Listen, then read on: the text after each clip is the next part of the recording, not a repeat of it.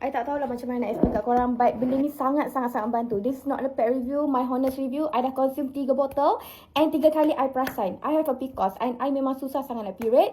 I akan ada masa perut I bulat macam pregnant sebab I bloated. After I consume ni betul, I beli sendiri, and setiap kali I period I akan bagi tahu kakak I. After I consume, alhamdulillah I period. Siapa yang ada masalah period tak teratur, you boleh consume ni. Ada probiotik, ada prebiotik. And korang kulit kusam, I hari tu breakout teruk. Orang tanya I pakai skincare apa, I just pakai basic skincare untuk heal my breakout. And yang paling penting, jaga dalaman. Probiotik, dia cuci dalaman, dia cantikkan kulit, dia glowingkan kulit. Kalau you tak pernah try probiotik atau prebiotik, you kena consume. Tapi kalau you tak pernah, you try pakai yang ni. Sebab I rasa ini paling murah.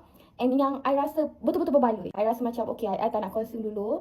And bila I dah macam gap dengan period I baru consume balik. And alhamdulillah after I consume, I period. Yang ada masalah period tak teratur, you boleh consume insyaAllah. Muka berjerawat, you kena try. Muka kusam, perut buncit, try makan probiotik and prebiotik. This is not a pet review, my honest review.